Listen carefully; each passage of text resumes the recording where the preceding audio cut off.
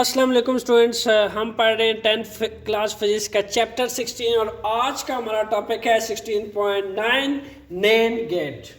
Students, NAND operations में जिसमें हम नैंड गेट को एग्जीक्यूट करते हैं, ऐसा ऑपरेशंस नैंड ऑपरेशंस कहलाता है।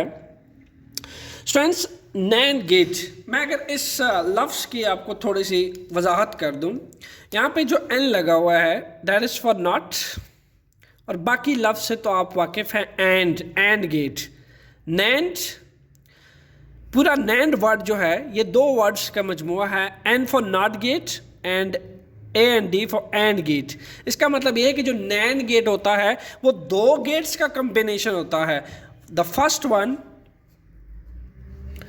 combination of NAND gate is a combination of AND gate and the second one combination of AND gate and NOT gate। अब अगर मैं इसको बिल्कुल सिंपल कर दूं तो इसका मतलब यह है कि AND गेट के आउटपुट पे अगर हम नॉट गेट लगा दें तो हमारे पास कौन सा गेट बनेगा? NAND gate. स्टूडेंट्स, इस फिक्रे पे दोबारा गौर कीजिए। अगर हम एंड गेट के आउटपुट पे, यानी किसी एंड गेट की जो आउटपुट आती है उसके आगे मैं एक नॉट गेट लगा दूं तो फिर मेरे पास कौन सा गेट बनेगा? नैंड गेट बनेगा। अच्छा, इसी फिक्रे को फिर हम यूँ भी पढ़ सकते हैं कि अगर हम एंड गेट के आउटपुट का कंप्लीमेंट ले लें, या यूं कह लें कि उसके आउटपुट को रिवर्स कर दें, तो हमारे पास ऑब्वियसली उसको रिवर्स करने वाला कौन सा गेट है? नॉट गेट है। तो आपका एंड गेट के आउटपुट को रिवर्स कर दें या उसका कंप्लीमेंट ले लें तो हमारे पास जो गेट बनता है दैट इज नैंड गेट। अच्छा, अगर हम इसकी सिंबॉलिक रिप्रेजेंटेशन देख लें, अब सिंबॉलिक रिप्रेजेंटेशन देखें इस गेट की, अगर आप, हर गेट का एक सिंबॉलिक रिप्रेजेंटेशन सिंबल है। आपको पेपर में अगर क्वेश्चन आ जाए draw the symbolic representation of NAND gate, the answer is here.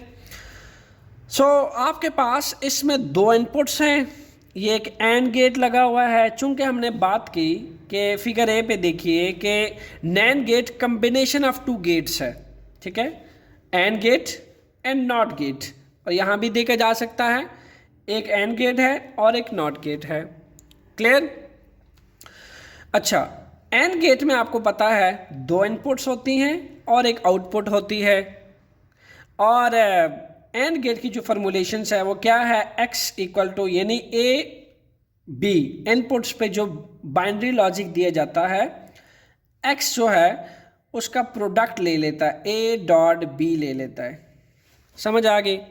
उसके बाद नेक्स्ट क्या है? अब इसी आउटपुट के आगे मैंने एक इन्वर्टर लगा दिया है, इसी आउटपुट के आगे मैंने एक नॉट गेट लगा दिया। नॉट गेट की फंक्शन क्या है? नॉट गेट जो एंड गेट की आउटपुट आएगी उसका इन्वर्ट ले लेगा, उसके आउटपुट को रिवर्स कर देगा। यानी अगर यहाँ पे उसको 1 मिलेगा तो नॉट गेट इसको 0 कर देगा, और यहाँ आउटपुट पे अगर उसको 0 मिलेगा तो यहाँ पे उसको 1 कर देगा। This is the functionality of this NOT gate. Clear? Figure B में अब आप देखें, फिगर बी में सिंपली हमने क्या किया हुआ है? अच्छा, यहाँ पे जो लास्ट में आपको x मिलेगा स्टूडेंट्स, यानी a डॉट बी के आगे भी एक नॉट गेट लगा हुआ है, वो इसके आउटपुट को जब रिवर्स करेगा तो हमने यहाँ बार लगाया हुआ है। Bar, what does it mean of that bar? यानी एंड गेट से आने वाले आउटपुट का कंप्लीमेंट लिया जाएगा, इसलिए यहाँ पे क्या लिखा हुआ है? a dot B complement. Clear? Because a dot B complement use होता है सिंबॉलिकली नॉट गेट के लिए। जब हम किसी भी लॉजिक वेरिएबल के ऊपर, बेशक वो इनपुट लॉजिक वेरिएबल हो या आउटपुट लॉजिक वेरिएबल हो, उसके ऊपर बार डाल देते हैं तो वो नॉट गेट की रिप्रेजेंटेशन करता है। तो ये बार जो है वो बता रहा है कि एंड गेट के आउटपुट के आगे नॉट गेट लगा हुआ है, इन्वर्टर लगा हुआ है जो उसके आउटपुट को रिवर्स कर रहा है, 1 को 0 कर रहा है, 0 को 1 कर रहा है। So this is the physical sense of that bar. अच्छा, इसी तरीके से मैं इसी गेट को ज़रा शॉर्ट भी कर सकता हूँ। वो कैसे? मैंने यहाँ पे एक एंड गेट लगाया हुआ है, ठीक है। आपको पता है एंड गेट क्या होता है, जस्ट एक डी बना लें आप, ये दो इनपुट्स होती हैं इसमें, ठीक है, दो इनपुट्स हैं इस डी में, ए और बी, ये दो इनपुट लॉजिक वेरिएबल्स हैं।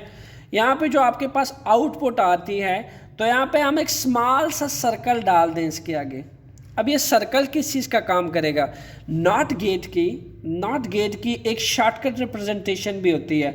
आप अगर आर गेट के आगे या एंड गेट के आगे ये छोटा सा सर्कल डाल दें students, that circle will also work as a inverter, as a reverser of output. यानी जो इन दोनों गेटों से, बेशक यहाँ पे मैं आर गेट ले लूँ या एंड गेट ले लूँ, उससे जो आउटपुट प्रोड्यूस होगी, ये सर्कल, ये स्मॉल सर्कल क्या कर देगा, उसका कंप्लीमेंट ले लेगा। यानी यहाँ पे चूंकि मेरे पास एंड गेट लगा हुआ है, एंड गेट की formulation x equal to a dot b है, इस सर्कल ने क्या कर देना है, आने वाले आउटपुट का कंप्लीमेंट ले लेना है, जो कि इस फॉर्म में होगा।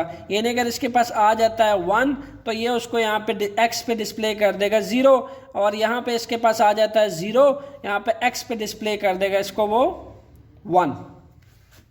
So this is the shortcut representation of, यानी इसको आप कह सकते हैं shortcut representation of NAND gate, and this one is the complete representation of, यानी ये दो combination of gates लगे हुए हैं, AND gate and NOT gate। और यहाँ पे फिगर बी में आपको NAND gate की एक just AND gate के आगे आप एक small circle लगा दें, and X आउटपुट आपको एंड गेट से आने वाले आउटपुट का रिवर्स ले लेगा। आइए अब इसी की बाइनरी लॉजिक्स देखते हैं कि आपके पास 1-0 के फॉर्म में इसकी बाइनरी लॉजिक क्या बनती। चूंकि आप पढ़ रहे हैं नैंड गेट और ये है डिजिटल इलेक्ट्रॉनिक्स। डिजिटल इलेक्ट्रॉनिक्स में हमारे पास 2 तरह की स्टेट्स होती हैं, ऑन या ऑफ, या फिर ट्रू या फॉल्स। यानी जो डिजिटल इलेक्ट्रॉनिक्स है 2 टाइप्स ऑफ स्टेट्स पे ऑपरेट होता है। कोई भी गेट हो, it's a AND gate, it's a NAND gate, it's a OR gate, सारे के सारे गेट्स डिजिटल इलेक्ट्रॉनिक्स के डिजिटल वेरिएबल्स की स्टेट्स पे ऑपरेट होते हैं, और वो वेरिएबल सिर्फ 1 और 0 की स्टेट्स की बाइनरी पे ऑपरेट होते हैं। तो इसी नैंड गेट की 1 और 0 की बाइनरी स्टडी करते हैं, ये कैसे वर्क करती है।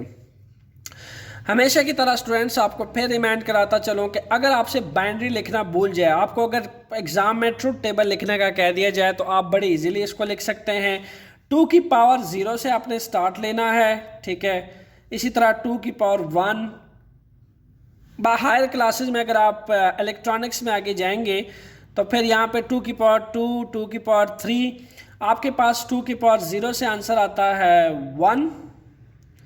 इसी तरीके से 2 की पावर 1 से आंसर आता है 2। ये आपको क्या कहता है, 2 की पावर 0 इज इक्वल टू 1 क्या रिप्रेजेंट कर रहा है, ये मतलब है कि हम जो लॉजिक स्टेट्स लेते हैं 0 1, ये कहता है कि आप जो है एक दफ़ा 0 लिखो, एक दफ़ा 1 लिखो, लाइक दैट। एक दफ़ा 0 लिखो, एक दफ़ा 1 लिखो, एक दफ़ा 0 लिखो, एक दफ़ा 1 लिखो, ऐसे बाइनरी लिखी जाती है। अप टू फाइनाइट टाइम ये इसी तरीके से फर्स्ट आपका कॉलम इसी तरह आएगा, ठीक है, ये फुल कॉलम इसी तरह आएगा। यहाँ पे 2 की पावर 1 इज इक्वल टू 2 क्या रिप्रेजेंट कर रहा है, ये बता रहा है 2 दफ़ा 0 लो, 2 दफ़ा 1 लो, 2 दफ़ा इसी तरीके से 0 लो, 2 दफ़ा 1 लो, अप टू सो ऑन। इसी तरह अगर आप 2 की पावर 3 के लिए इसको लिखते हैं स्टूडेंट्स, बहुत सिंपल है। 2 की power 3 answer is what, answer is 8। 8 दफ़ा 0 लिखो, 8 दफ़ा 1 लिखो।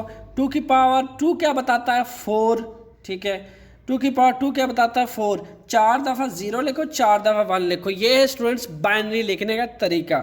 सो ये तो मैंने आपको मेथड सिखा दिया है, how to write the binary. अच्छा, अब बाइनरी आ रही है आपके पास कि चूंकि स्टार्ट में देखा जा सकता है एंड गेट। एंड गेट जो है, जब भी लॉजिक वेरिएबल में से ए या बी दोनों स्विचेज में से किसी एक पे भी अगर 0 होगा, यानी कोई एक भी स्विच ओपन होगा।